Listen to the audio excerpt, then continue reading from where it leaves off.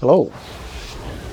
So, was been really struggling to like get any keys done, especially to turn the stream on. So there's just been some times where I've not even been playing, but every now and again I'll sign up with my spare time. Um, here's a video I recorded of a key that we did. This was the augmentations key. And we did one attempt before this. It was just a bit of a silly first pull, but this is our second attempt. And yeah, 22 Windrunner Spire. We'll just go into this pull with Bloodlust cooldowns. It's the only pull that I'll use Master Spell on. As you see there, it can be quite useful when your dispels are on cooldown and you're like me as a dwarf. My stone form's on cooldown, so Master Spell is kind of helpful here. But yeah, we're just trying to pump through this. We PI the DK with full cooldowns, and we get ourselves moved on to the next pack. I decided to upload this video because although there were things like this wasn't a flawless run by any means. Like here, we'd wait for the steward to be on the side. Somehow the druid managed to body pull from that far away. I don't know how. So I was quite amazed by like how we managed to still time this key with a decent timer after having what is ultimately quite a few mistakes happen throughout the key that would have eaten away at our time. It's just going to show that like even though this is a 22 key with all the recent buffs with the folios and everyone's gear that people have got now, especially from Rotmire, you know, as long as you don't do anything catastrophic to mess up your key, you're still able to time quite comfortably. As I've mentioned in the past, when you get two magic debuffs, you've got a DK in your group, you always try to prioritise dispelling the other target, because the DK's magic debuff will last a shorter period of time. I am running Inescapable Torment on this dungeon, as I do with a lot of dungeons, so we're trying to Shadow a Death, you know, something below 20% HP to try and keep our mana up. This particular pool here, I like to stand further away. I like the peripheral of this, and then I can see the Dragonhawk to try and get some offensive dispels on.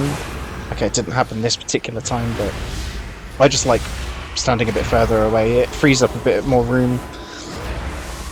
The prio on these packs will always be the Stewards and Dragonhawks. Once they're dead, you can pretty much move on. I do feel like when I was playing this key, I do feel like sometimes our prio damage wasn't in the correct place, but you know, I'm not playing damage.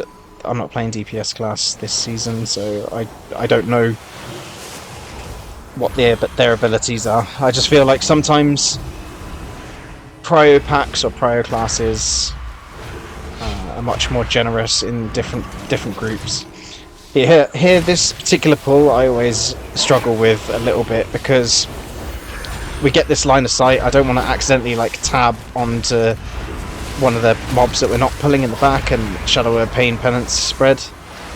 But also, because I don't have a Poison Dispel as a priest, I'm completely at the mercy of the Druid's tank and the Evoker for dispelling. So here the Evoker got the overlap of the Lynx Pounce and the magic debuff, so I pains up them, but they also defensived, but that's fine. It's not the end of the world. As long as they don't die, that's your main thing. Remember, you're trying to save externals for overlaps. You're trying to save your own defensives for overlaps. Don't be sending them like willy-nilly.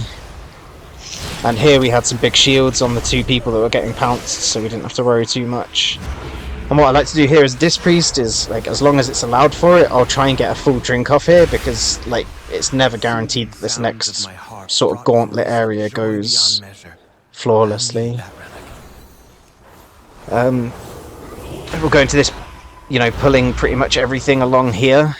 I try to prio ping the Bloated Lasher, because this really needs to die before it does the third caster Spore Dispersion.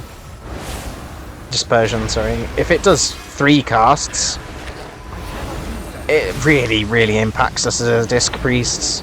Having to use like a cooldown to keep everyone topped up on the third one normally.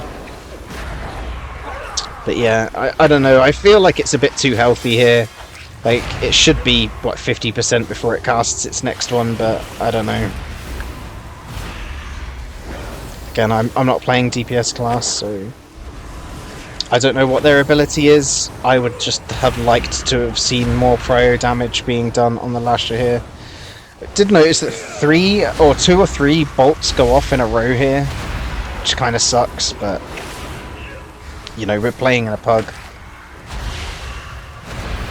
You know, as a healer in a pug, you're trying to cover mistakes that will happen, but eventually it will just get to a point where, you know, damage is going to be too high for you to out-heal people's mistakes. Now here is another mistake of the key, and for some reason I'm still in combat. I don't know why, it's really annoying. But the Orc should be sleepwalking it to the side, right? But he didn't. Like, he should be sleepwalking it across the side. Anyway, we managed to pull all this shit here. I think the Dragonhawks are aggroed. Yeah, one of them's coming, which is a bit dangerous. This is another one of the mistakes that happened here. I put the other guy on focus, if I remember correctly, because I want to see when that cage breaks. I'm sure I did. Yeah, there we go. I've got it on focus so I can see when the cage breaks, because I want to just be able to ping it, really, just to remind people that it's there and the CC is going to break, because the fire breath is kind of deadly. This first AoE, what we try to do is, you know, we'll use our evangelism for the 15% extra healing and the increased shields and whatnot, and you know, this is just minor defensives like fade cooldown. You'll notice that we've got ads that are alive like below 20% HP. Just remember, as a disc priest, if you're damaging or healing something below I can't remember if it's 20 or 30%, but you'll get the increased healing and damage as a result. So funnel is actually good for disc priests, so try to remind people that that's good for us. We just get passively increased healing as a result. The flaming drafts, like, preferably you don't want people to be using defensives on this, because you want it for the AoE here with Burning Gale. Now with the second one, what I like to do is send a Pain Sup, but here we overlapped Pain Sup and Black Scales. And yeah, it's just a case of just trying to do our best to live. Just remember as well, like, sometimes you might want to prio healing someone else. Use your whole health pool and maybe like health pot it, because, you know, disc priest spot healing isn't exactly efficient or effective.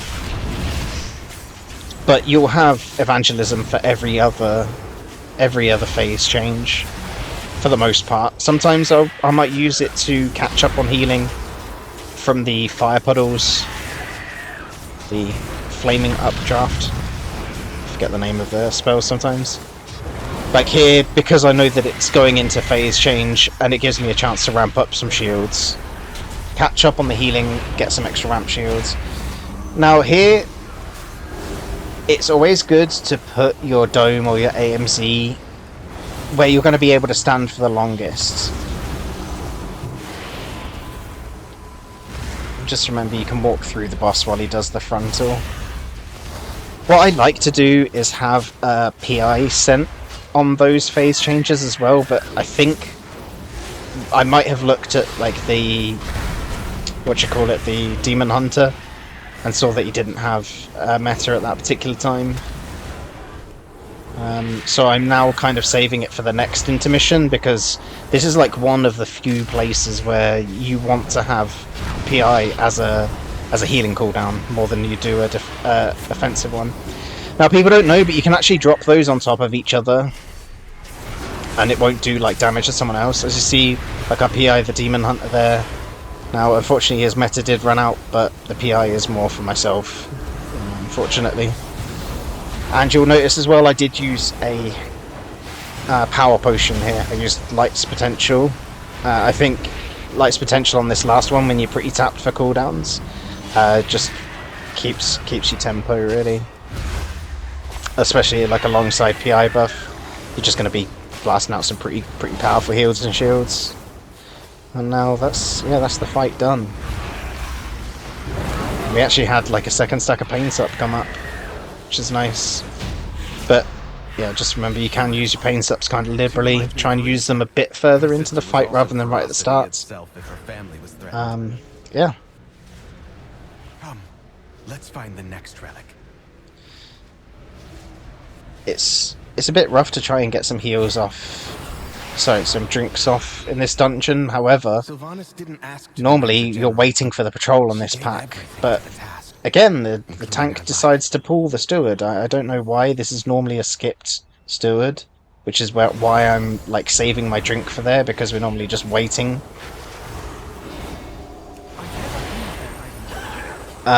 When it comes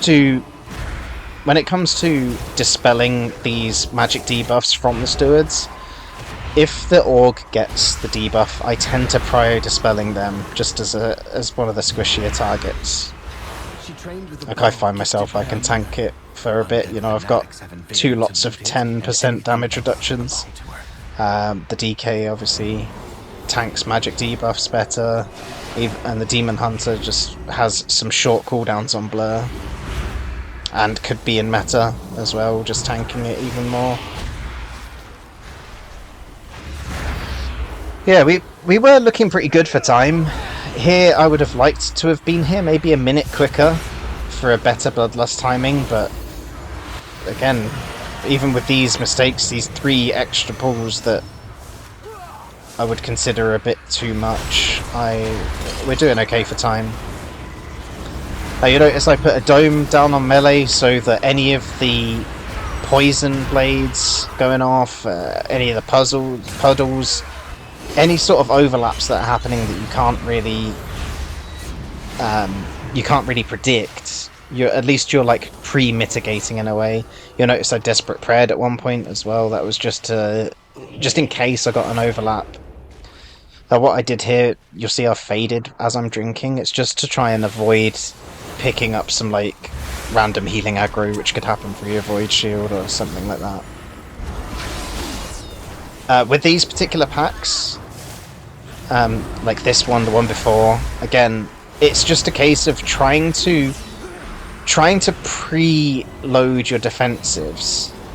Now here I didn't do a great job. I didn't fade for some reason, but I did have Evangelism up, so I had like the extra healing from Archangel buff.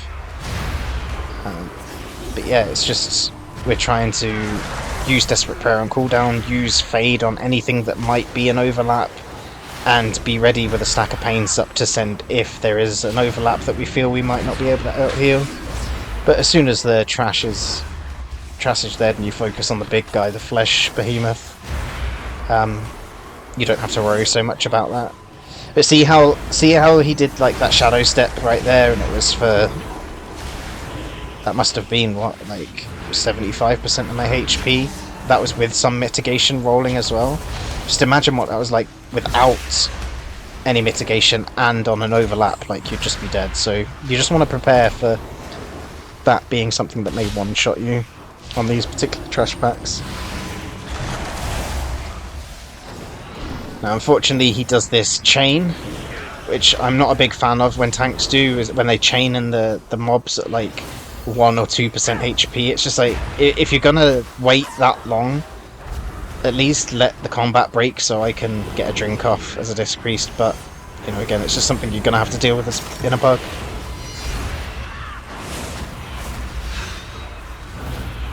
Here I'm trying to start the RP, I move up to start the RP. As soon as the Devoted Woebringer is down, we can chain this shit onto the boss. But I don't know why we don't here. Again, I feel like the prio damage was just a bit out of place in this particular pug. But, you know, the reason why I chose this video is because even though these kind of mistakes and quite important mistakes, I think, happened, we were still able to time it. Time it comfortably. I don't know, these recent buffs that you've got with the folios and the gear and everything, it's just like it's made it quite like I said, as long as you're not making glaring mistakes, it's okay. Now, with these puddles here, you can actually drop them. If you blocked off a path, like here, if I did them all in a line here, I've been told, I haven't managed to put it into practice, but it is something that I've kind of noticed on the fly as well, but that the Callus ad wouldn't TP behind you, past the puddles. So you can sort of like block them off and have as much melee uptime as possible. But yeah, every second puddle that they drop, shortly after it will do the AoE scream and the chain grip. I can't remember the name of that spell, unfortunately. Heaving yank, there we go. So I like to have something rolling to top people off. So you're out healing the damage from the puddles, the dot from the puddles, as well as the dot from that Callus is creating. But as a healer, as long as you've managed to get some shields on other people as well, if you've got an open area, you can run to Narnia like I just did and drop a puddle a little bit further away to free up a bit more play room. Here as a dwarf, I'm able to dwarf off the curse, which is nice. I don't have to worry too much about that. And again, as a healer, I'm just looking for the most inconvenient place to drop a puddle to try and make it easier for other people in the team. The only problem with doing them in inconvenient spaces is your camera angles sometimes. They're a bit funky like that. But this boss is pretty simple. You just want to have a cooldown running for when they're doing the yank and the scream right here, to out heal the dots from the puddles and out heal the raid damage. Otherwise, there isn't really too much going on. Again, it's just one of those fights where you're trying to make things as convenient for your team as possible. So I should run to the left here through that little gap and drop my next puddle off in that little area in there, maybe? Yeah, that's what I was thinking. That's where I would do it. But as they're both below 20%, we're trying to make sure that we get some Shadow Word deaths on them. And the previous puddles are clearing up. We don't have to worry too much about that. I must get closer. What have you done? Fortunately, we did run into a bit of line of sight issues there.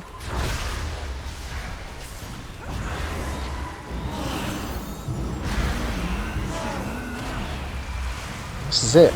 I think earlier in the fight I did pop a mana potion, and although I didn't need the mana at that particular point, it's just kind of, because I don't need a pot for the next 5 minutes, I might as well use one. Fortunately, my stone form's still a couple of seconds off cooldown, but I would be able to have pressed it before he dispelled me, before he had to dispel me.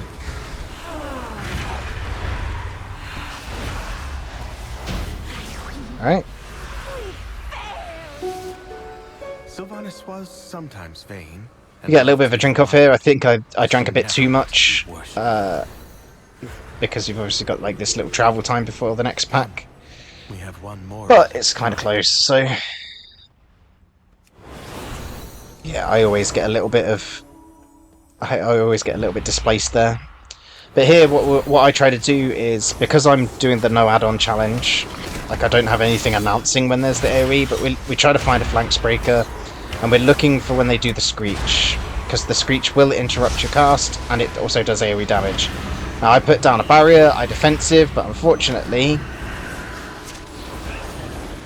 the Demon Hunter dies to the second screech. Everyone had defensives up, and I'm not sure, I can't remember, I wasn't looking at this particular playthrough here, but I can't remember if he was in the barrier or not. But I could have sent a pain sub if I knew he was going to die. I just thought I'd put down enough mitigation. And we paints up the org there because they're the squishier target. And we evangelism. Yeah, we've got the next screech coming off here. As long as we're trying to keep people as topped up as possible. The screech, like one screech shouldn't like one-shot you. But we've obviously got the shots going off as well in between, but that's pretty much out-healable. You want to try and keep your back to a wall, so when the breakers do a charge, that they're charging to a wall and not going to Narnia. I don't know why the Evoker decided to Zephyr there. It was just one mob, and the Evoker Zephyr is just one mob, which is very easily out-healable. That's like completely against what I try to say is like having a defensive for an overlap. Because now we don't have Zephyr for this phantasmal mystic to do during Flame Nova. Like, that would have been nice to have had it to reduce the AoE.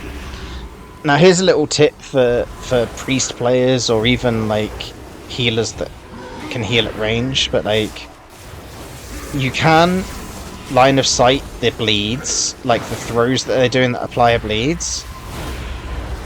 You can't line of sight anything else, but like if you keep breaking the line of sight like this, you're likely going to avoid the axe bleed. And not having the bleed on you obviously reduces the overlap damage, means that the Mystic probably won't one-shot you if the Nova goes off. Well, it's not going to one-shot you, but the bleed itself will be rotting you down, and you probably won't be able to out-heal the bleed damage and get people topped off enough before the Flame Nova. But what I like to do is have the Mystic on focus. However, here I panicked. I couldn't get him on focus because, I don't know, I was panicking a little bit. I don't know why. I've still got the axe thrower on focus, and I messed up I messed up here. I just caused myself a bit of panic that I didn't need to. Again, being a dwarf, I can dwarf form off the bleed. However, I try not to if it's not going to be an overlap. Now you'll notice I Desperate Prayed here as well, but that was just in case another axe caused a bleed on me. We give a Paints Up to the Orc because again they're some of the squishiest targets. And we're ready here with a dome for the next Nova because this pack's just living a little bit long. Yeah, so we've got Nova, we've got loads of bleeds on us, so it just made sense to put down a dome there to avoid the chance of like overlap and one shot. But you notice, like, again, we're stuck in combat. So much stuff keeps you in combat for some weird reason as a Disc Priest, I don't know why. But we had like a bunch of extra %. Now this fight, what I like to do as Disc Priest is I like to tank the leap. Because Disc is kind of tanky, right? But if anyone's standing out on the sides, it's just a general indicator that they've got defensives and they're able to tank. If no one's standing out, then I assume they're doing that because they don't have a defensive. So if that's the case, I will go out and tank. Now I'm unsure why the Demon Hunter didn't tank this one because he got meta. But I think he was going to move out at the very last second. But, I've got loads of mitigation, so I don't mind. There are some times where I definitely let myself drop a bit too low, but it's nothing that I couldn't handle, really. The only two people that are going to get damaged are yourself and the tank if you're the one that's tanking the leap. So we fade, we've got Desperate Prayer, but we are trying to save the Desperate Prayer for this Rallying Bellow overlap. Because we've got the bleed, we just don't want the AoE from the Bellow to one-shot us. What I tend to do as well is try to switch my focus to the Mystic, to see when it's doing Flame Nova in here. And we get Zephyr, which is nice. We fade for some mitigation, and this stuff should die. Now personally, if I was playing in a pre-made or had a bit more communication, or I was playing on my org, I would, you know, here we haven't managed to get 4 bloodlusts on this dungeon because of some weird timings and some extra pulls, but I would prefer to use bloodlust on this boss than I would the last one. I would save some cooldowns for when the ads come, and just with bloodlust and cooldowns, just like blast through the ads. But you know, people just get stuck in their ways. Personally, I think bloodlust would be more efficient on here if you're not going to run a 4 bloodlust run. Again, we're trying to build up Wheel and Woe.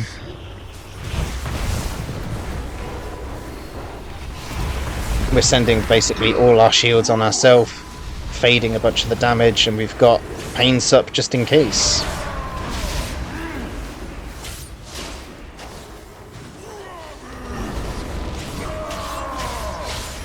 It should be going into another phase change shortly. Yeah. You can dome this, obviously, because it is some AoE damage. And there's nothing else to really use dome for. And here I think it's just a good spot to use PI, use cooldowns, because we've got all these extra ads. I sent it on the DK. Unfortunately, I don't track whether he has army or not. I just had to kind of wing it. I think I would have checked the Demon Hunter and saw that he didn't have meta first. I'd have to go back. But the good thing about this comp is if you're playing, you know, meta comp, but you're filling in for the Monk as a healer, your PI is pretty much always able to be sent. Like, you've got huge uptime on PI, because if it's not a Bloodlust cooldown pull for the DK, then the Demon Hunter is nearly always going to be in meta or close to meta. Now here, this was just me greeding. I knew there was no other damage going to happen, so I didn't have to Desperate Prayer, I didn't have to pop a Pain Sup. But yeah, I don't need it to get that close.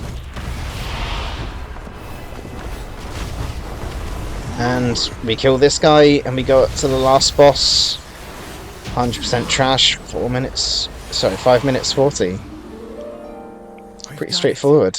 One last task remains. You see the evokers asking for cooldown timers.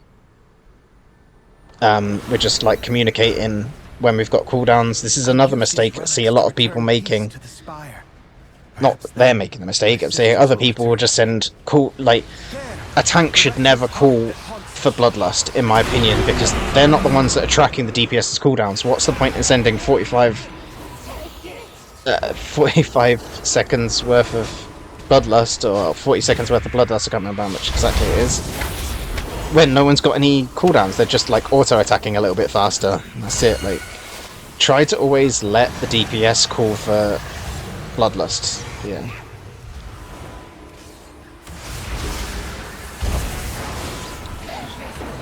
You know, Bloodlust cooldown pool, so we send everything on the DK so he can really like ramp up his damage. And this boss is just straightforward. This boss, I feel like, compared to other bosses at this key level and even other bosses in this dungeon, I think is like a lot more undertuned. There's a lot of stuff going on, but there's nothing that's kind of scary. Like, even the single target attack the boss does on a random person doesn't really hurt at this key level. There are definitely other bosses that I feel like you're sweating to keep people alive, but here I'm kind of having a bit of an easy time. I Pain Sup myself here. I kind of Pain Sup myself a bit too early, so I didn't get some great value out of that. But, yeah. I made a mistake here by going over that too soon. I miscounted in my head what phase we were on. Again, this is like one of the mistakes of...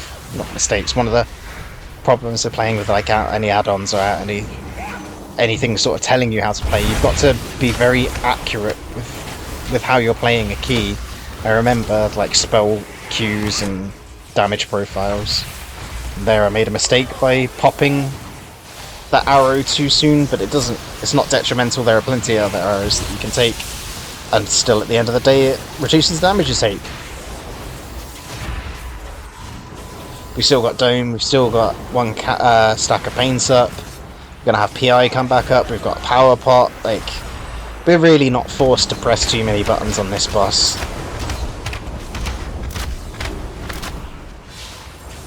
Which in a way is kind of nice. Imagine getting to this boss and just like bricking your key right at the very end of a dungeon. It's never fun. Desperate Prayer here, just... It's a defensive I can press, there's nothing else to really use it for. Now the Demon Hunter's got meta, I've got PI, so I send it on him.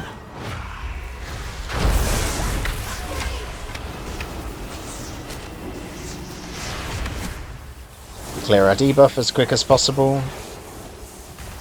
And yeah. That's it, that's this dungeon. It's really simple, this dungeon in my opinion. Like the only thing that you've really got to perfect in this dungeon is damage profiles on where the overlaps are, and just try to make sure that you've always got something for that overlap, and that's really it.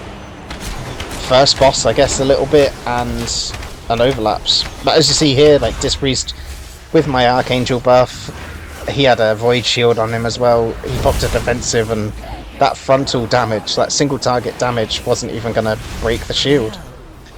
There we are, that's 22 that we did today. I hope you enjoy, I'll catch you around.